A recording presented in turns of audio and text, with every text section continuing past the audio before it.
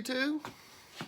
Today, welcome to another 806 B&B Trucking Maintenance Breakdown. Today we're going to be doing a PM on my old truck here. Kind of got everything laid out here. This is what we're going to do to it today. Of course, we're going to change got an oil filter, 2 fuel filters. My hydraulic filter hasn't been changed in, man, I don't know how long, so I'm gonna go ahead and change it today as well. We got 4, 8, 9, 10 gallons of 1540 mobile Delvac oil and tube of grease for the 5th wheel and an extra tube of grease or the grease gun if I need an extra tube. I just put one in that the other day, so maybe it'll last. I like to use it's a cat motor. I like to either use cat filters or Wix filters. That's kind of my preference. Some people think a filter is a filter. I'm not going to get into what's your favorite brands, what's not your favorite brands. But this one right here, I guess I'm going to get into it a little bit. If this wasn't going on my hydraulic filter, it wouldn't be going on my motor.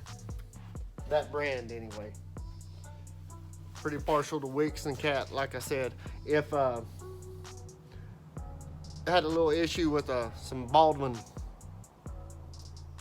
filters at one time that just created a lot of problems for us at a company I was a fleet maintenance supervisor for at one time. So, but to not talk bad about anybody or whatever, we'll just leave it at that. I prefer Wix or Cat.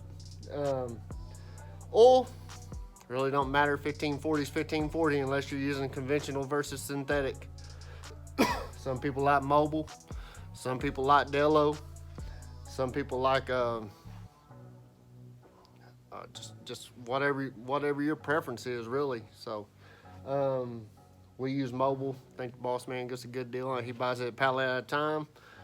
So, long story short, the only filters I don't have out here right now are my air filters. I change them every other service. We service this truck at the boss man. He likes to service them every 15,000 miles. So that's what we do. We service them every 15,000 miles.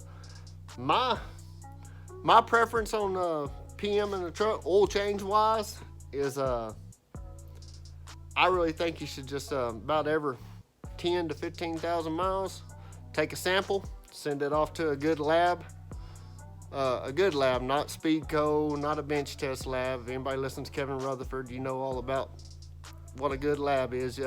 I used to use Blackstone when I had my own truck. Polaris is another good lab.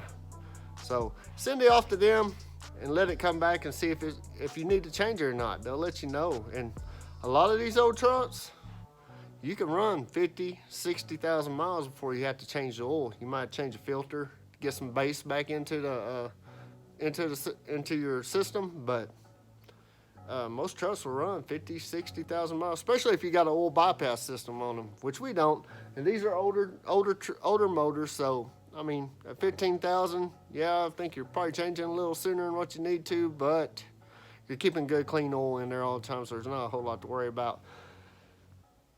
The kind of work we do, our rates are pretty good, so I guess maybe some people would say it's throwing money out the window, but some people will say it's money well invested too. So some of that long haul freight margins are real tight. Man, you know, it costs $300 to do a service. You're doing them every 10, 15,000 miles. You're doing, let's just say a lot of people like to do them at 10,000 miles. You're doing 5 oil changes to another guy's one. Guy's spending $1,500 versus $300, you know. But to each his own there. That's just my thoughts on it. So, but what I'm going to do here today, just kind of show y'all a typical oil change. I mean, just another one of them informative deals. Nothing technical, nothing real hard about it. Just got to get there and do it. This is a 99 Peterbilt with a 3406 E model cat. I believe it's a 2WS. Puts out about 550 horsepower. This one does. This is our least horsepower truck. I drive the least horsepower truck out of all the ones we got. Still pulls pretty good though, not bad. But what we're going to change here, we got a fuel filter here, which is your primary. Then you got a secondary here. You do have a filter inside your power steering reservoir. You might want to change that about once a year. Or if you ever have any contamination or anything, you want to change it a little bit sooner. Down here, let's see if I can frame y'all up here. Right here, we got our oil filter. E-model cat. Most cats only have one oil filter on them. Windshield washer reservoir is full, so it's in good shape. While you're PMing this, you always want to check your brakes. Make sure your brakes look good, your liners look good. You got, just look everything over real well. Look for any major leaks. This truck has a little small leak right here. It don't drip on the ground, but it gets dirty after about 10,000 miles. I try to keep the motor pretty clean. It's kind of dirty right now. I ran in some bad weather last Thursday. Today is Monday, so kind of got everything dirty. Right here's my hydraulic tank. Goes to the wet kit to run the wet kit. You can see right down in there is the filter, and it's a dirty, ugly orange Fram. So we're gonna change that Fram filter for a Baldwin filter. I think they're first cousins to each other anyway. That was a joke. So I'm gonna get started here. First thing we're gonna do is drain the oil. I use my little Milwaukee impact. Get this stuff out of the way so we can frame y'all up. I use my Milwaukee impact to take off the fuel plug.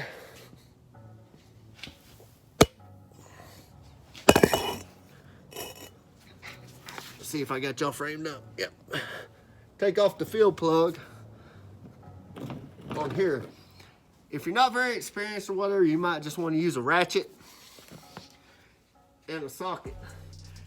Never, ever, like Smokey says on Friday, never, ever put your fuel plug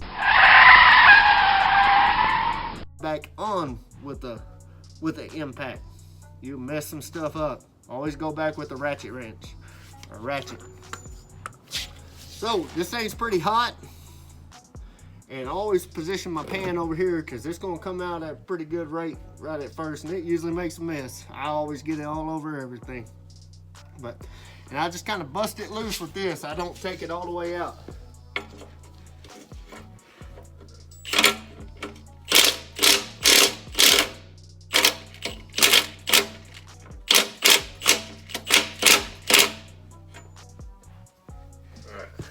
All right, I got it loose. I'll just come back in here by hand. Well, I said I had it loose.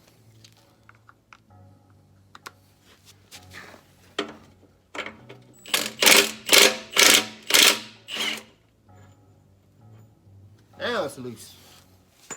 All right. Let's see if we can make a mess. Just a little bit, not too bad. We'll let that drain down for a minute.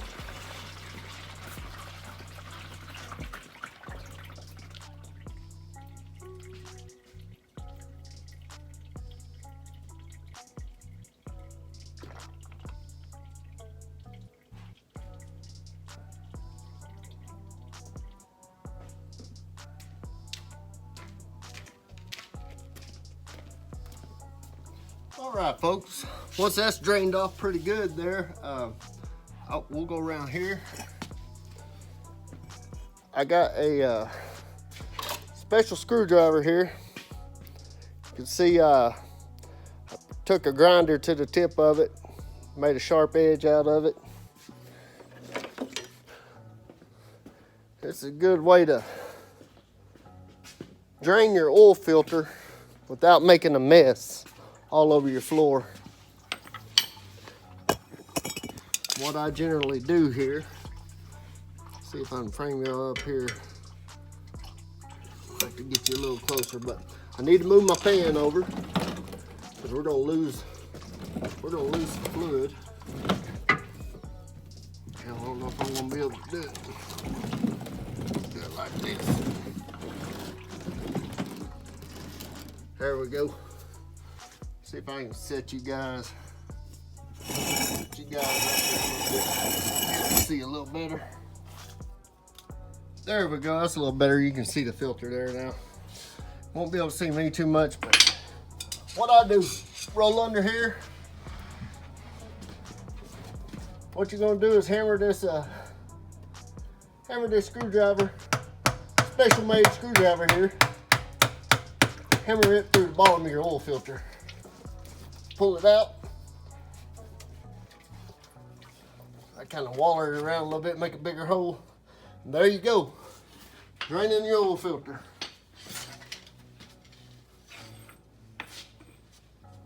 You can see there you got a steady stream of oil coming out of there.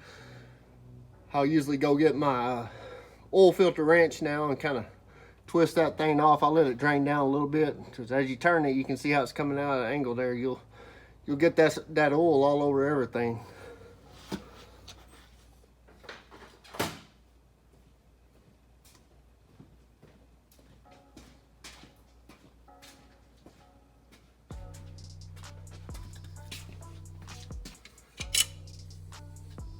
All right, get my filter wrench, see if I can get over here without messing up the shot.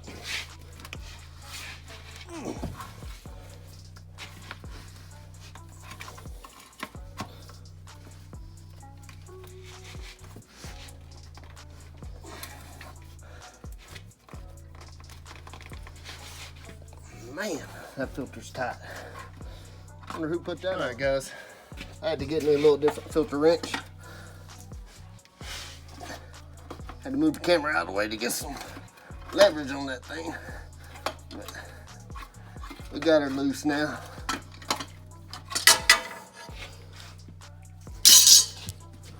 Oh, we'll spin the oil filter on and off. There we go.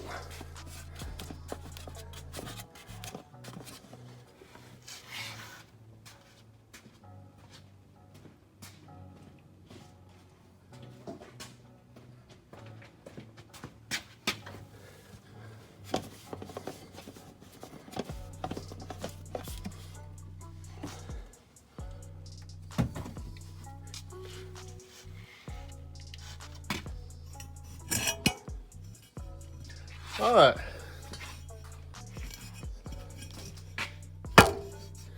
Whenever you get your old filter off, always want to make sure your rubber, your O-ring came off with it. Seen people before put filters back on and have two O-rings in there. They don't work too good. Oil goes everywhere. After you get that off, I'm gonna go grab my new filter. Okie doke. I like to pre-fill my filters. Oil filters. Always pre-fill your fuel filters. You're not gonna start it if you don't. But I like to pre-fill my oil filters. Some people say you don't have to. With these engines, you probably don't have to. If you guys ever want to really learn some good Caterpillar mechanical knowledge, go subscribe to Adept Ape, ADEPTAPE. Really good Caterpillar mechanic and cat knowledge. And if I remember right, watching one of his videos one time, he talked about not really having to to pre-fill your oil filters, because the way these engines are set up, the pumps move so much oil so fast that it'll fill that filter up in a hurry. But I just kind of go off what my grandpa told me back in the day. Always fill them up. So my grandpa never steered me wrong. Grandpa passed away this last July. He was 82 years old and still driving truck. He's the guy him and my dad Buck. Both of them guys work, man. And I try to emulate myself after them. Once you get this filter full, or I just put a gallon in. These things will hold right at a gallon. This big filter goes on the cat. Get a gallon in there. I like to use this motor assembly grease. It's just white lithium grease. Take a little bit of it and run it around that O-ring. You see here? That will help get a good seal up against the mounting surface, and also as heat builds up, your O-ring won't melt to the metal of the mounting surface, and makes it much easier for removal. I'm willing to bet I skipped a step last time I changed oil in this and didn't put no grease on that O-ring. That's why I had a little bit of trouble taking this filter off a while ago.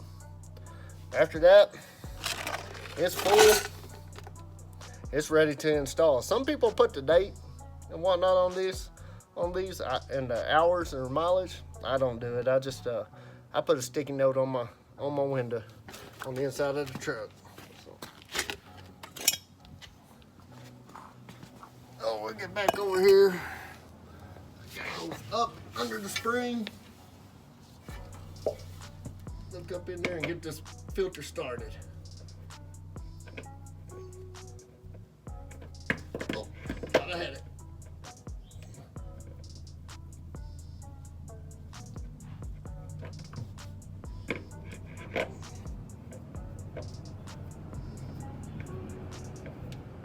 There she goes. Again, that's more of that. When you're filming it, it never goes right. Never does.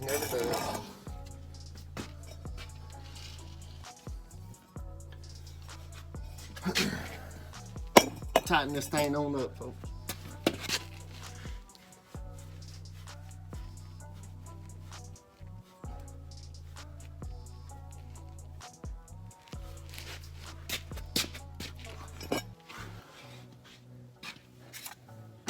I typically just get my filters hand tight as I can by hand, and I'll monitor them for a little while after that. Make sure they're not leaking. If they are leaking, I'll put a little filter wrench on them and snug them up a little more. But most time, that's all you need to do. Is just get them hand tight. Now we got the oil filter back on. I can go ahead and put our filler plug. Put our filler plug back in. Gotta find what I did with it. Oh, it's on the other side of our oil catch pan here. Get a rag, clean it up.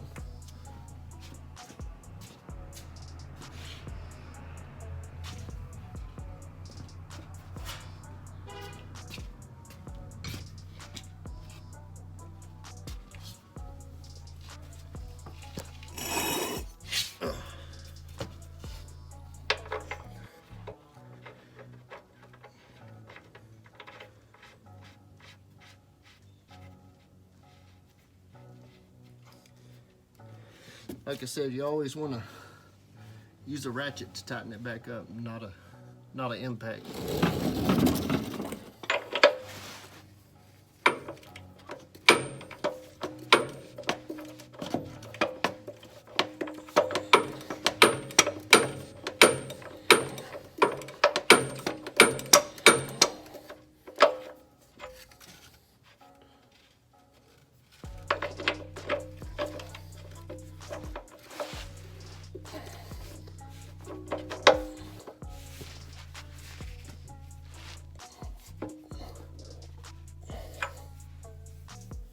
Make sure you get them good and tight. The last thing you want is lose a filler nut out of your pan going down the road. Alrighty.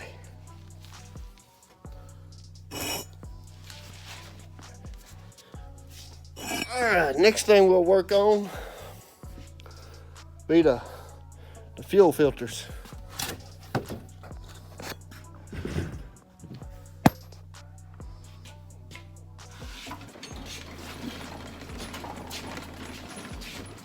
Wheel y'all around here.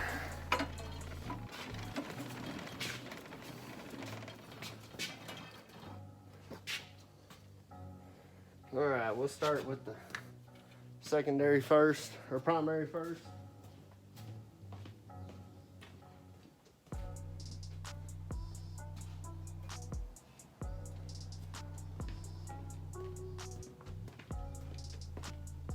I just get my little small catch pan to catch the fuel out of these. They don't make too much of a mess. This one here has a drain spout on the bottom. You see me undoing it.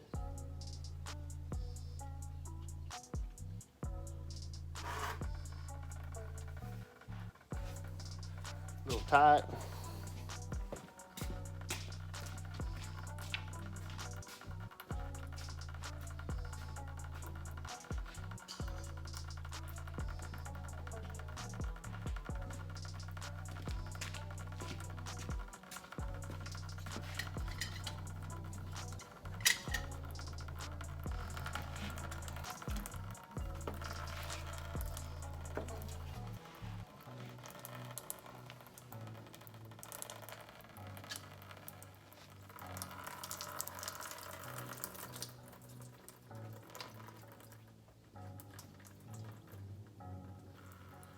There, I said I wouldn't make a mess, and I made a mess.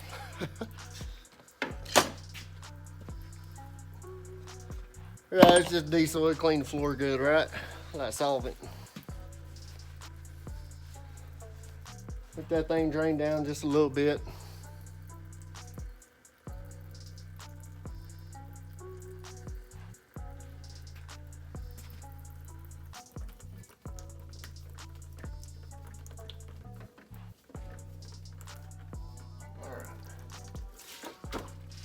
Put it down in the pan, catch pan there, and let it finish draining. That was a 33-406. 33-406. What we're gonna put back on is a 33-406. Take y'all out here with me. We'll go out here and fill this thing up, top it off.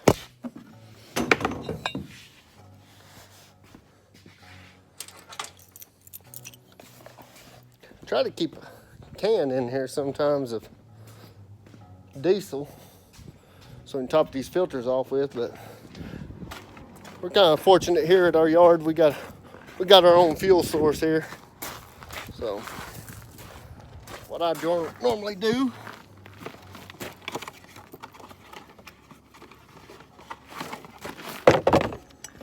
turn the camera around here, get you off the sun.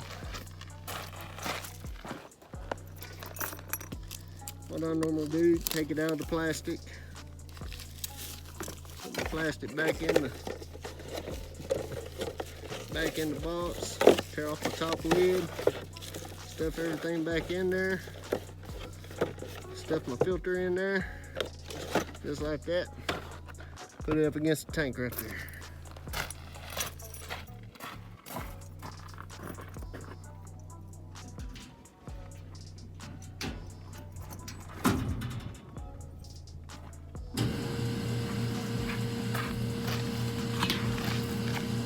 fuel nozzle.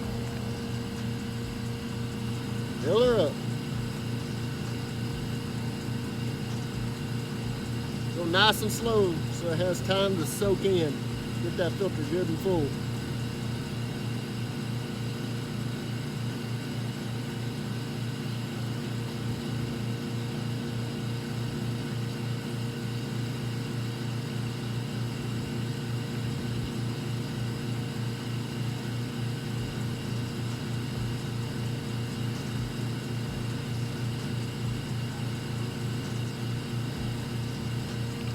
Alrighty.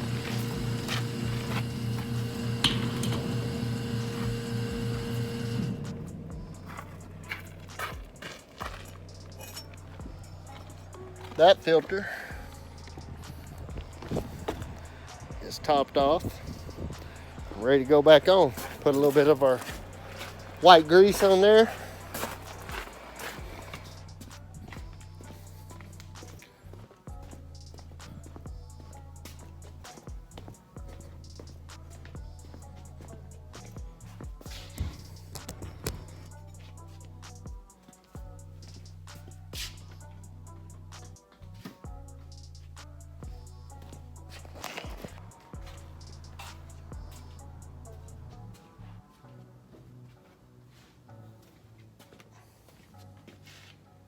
All right, like I said, I'm gonna put a little bit of our white lithium grease here around the O-ring.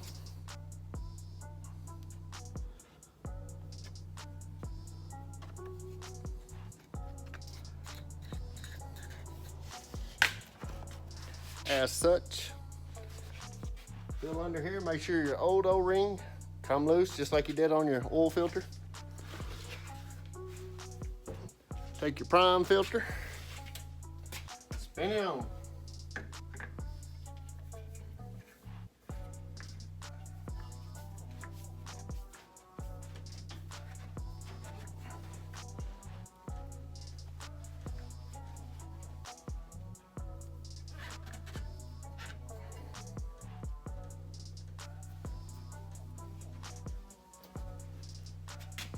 There you go.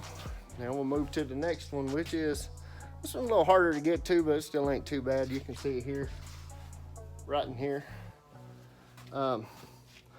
This one I usually just bust it loose, kind of stick my pan under there and let it kind of catch it because it kind of goes everywhere. You can use that same method with the screwdriver, knock a hole in the bottom of it and let it drain, but as small filter as it is, it really doesn't make that bad of a mess, and most of it gets caught in the pan anyway.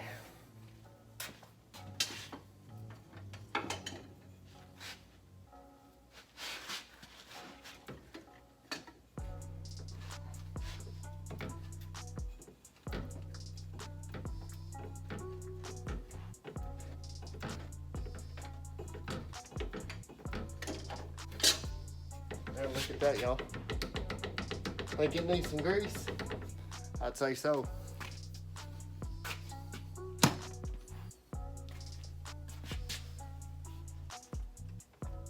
Spin your filter off.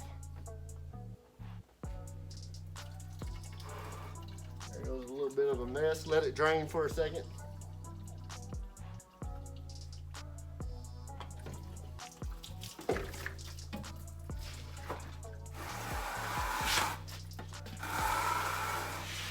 Put it in your catch pan.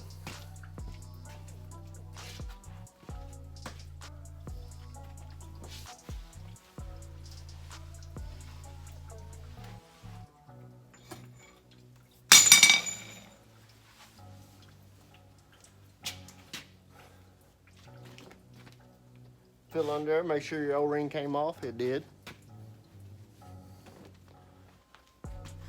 Alrighty, next we'll go back out and we'll top off the next filter.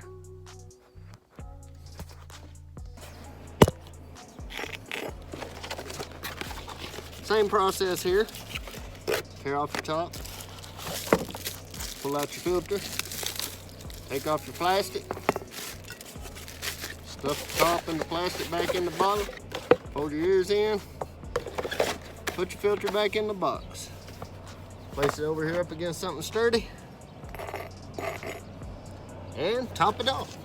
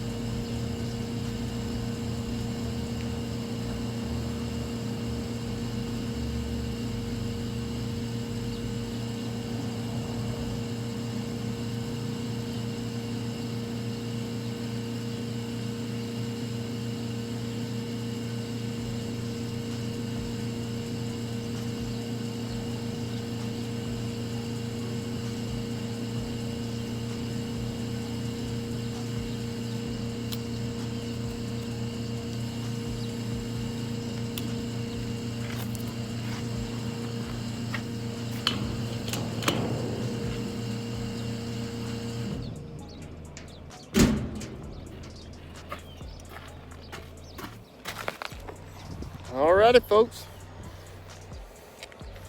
She's topped off, ready to go. See my finger in there. Watch out. Wear gloves. Don't contaminate your filter. I learned the hard way. Kind of a knucklehead. I'll just do it like this. Alrighty.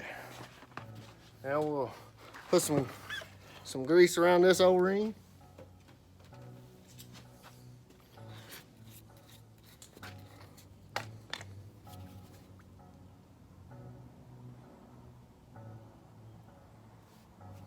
Like so.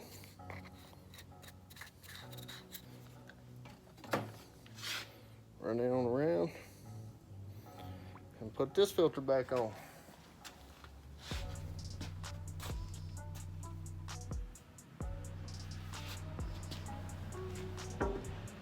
This one's a little tricky. Got to go up under the frame. You can see where you're going to put it back at, but it's just kind of in an awkward spot. Not bad though.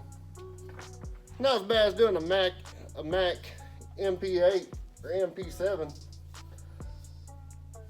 They made them filters hard to get to, and the easiest motor I've ever done a PM on, I would say, had to be a 2008 and up DD15, Detroit DD15. Everything is accessible from the top. Everything is a drop-in filter.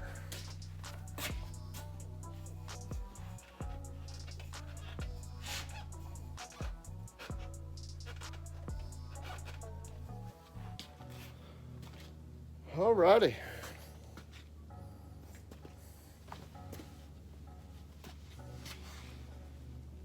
Got it tight now. Okay, all we gotta do is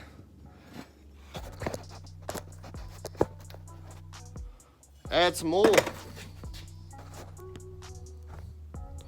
There we go.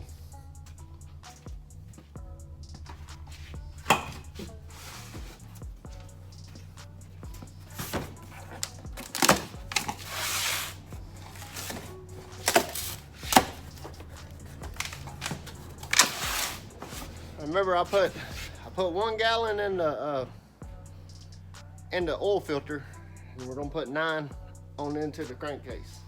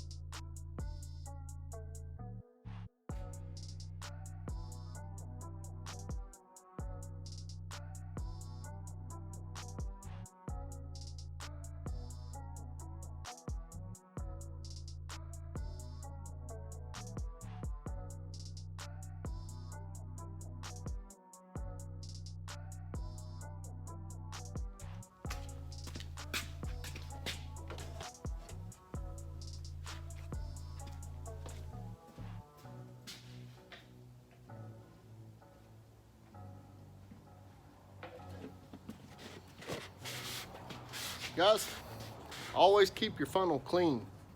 The one that you put your oil in with, keep caps on it all the time. That way you don't get no unwanted debris inside your engine.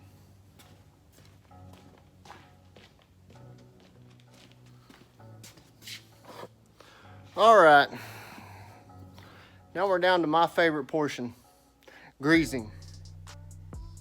I'm not gonna go into depth on greasing a whole lot. Only thing I'm gonna do is kind of do a quick walk around and kind of explain where and how many grease certs there are on your typical Class 8 truck. There are quite a few. If I had to, I've never counted them, but I would say there is close to 30 to 35 grease certs on most of your Class 8 trucks.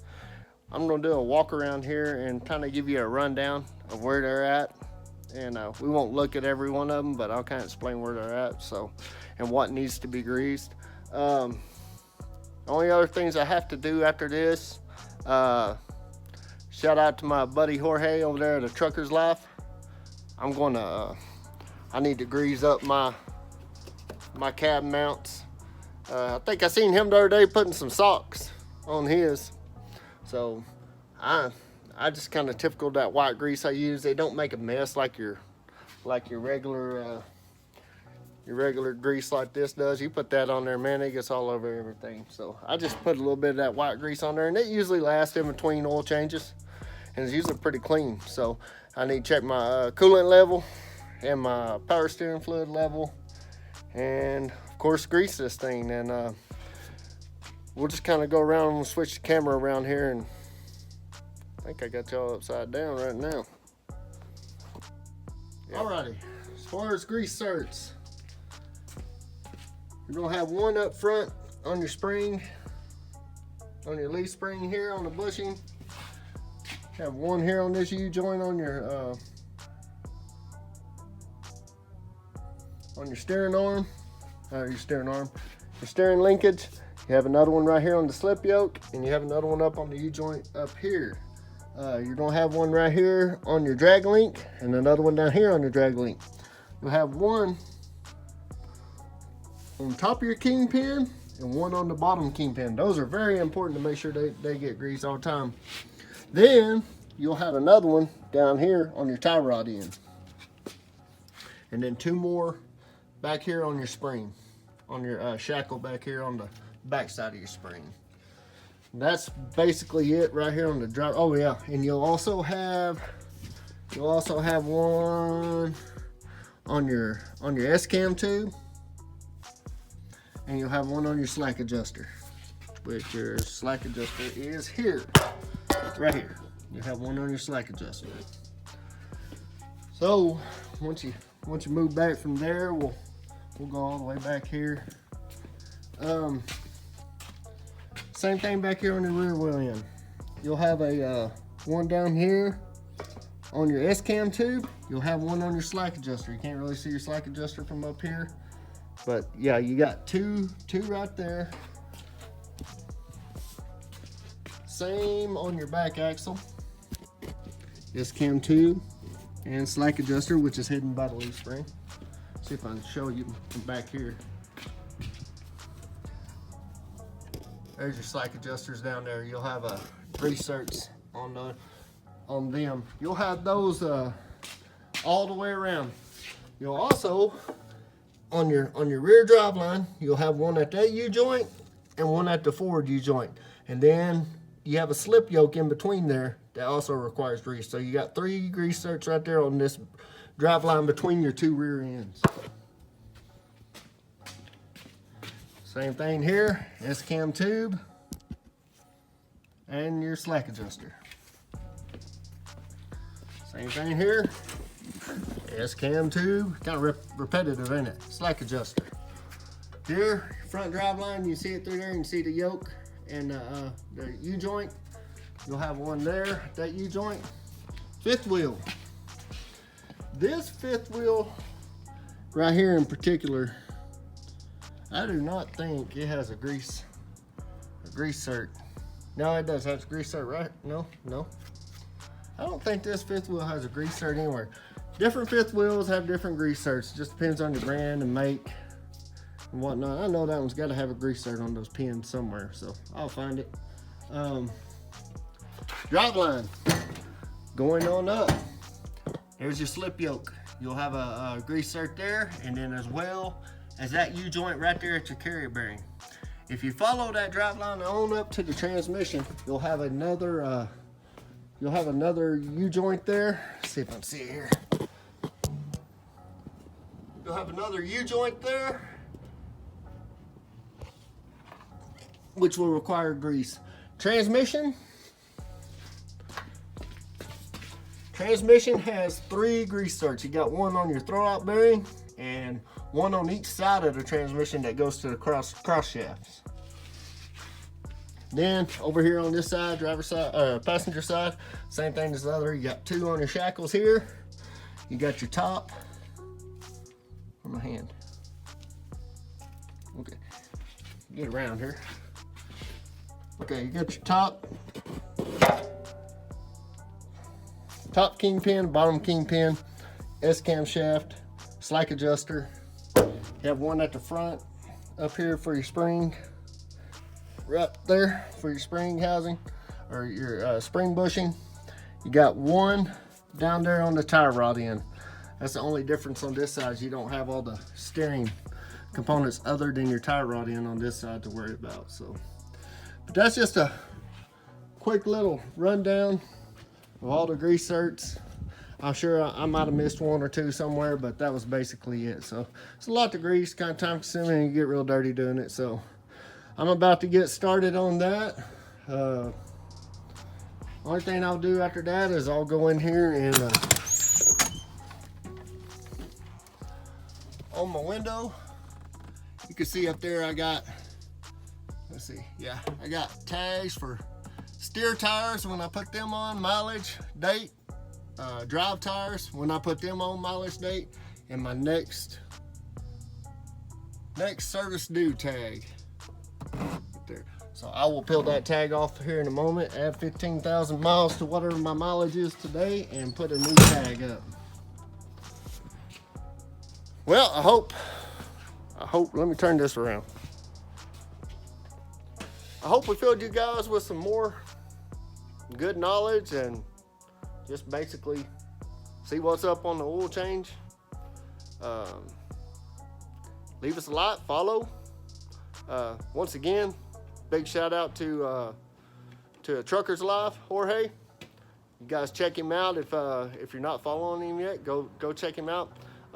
I'll see if I can post a link or something to his page. That way y'all can see. Go check him out. Good dude. He's got, man, that guy can tell some stories, and he's good at what he does. Real fun to listen to. So go check him out. And again, Jorge, thanks for the shout out on me and helping my channel grow here. So for 806 driver, B&B Trucking, I gotta finish working. So we're out.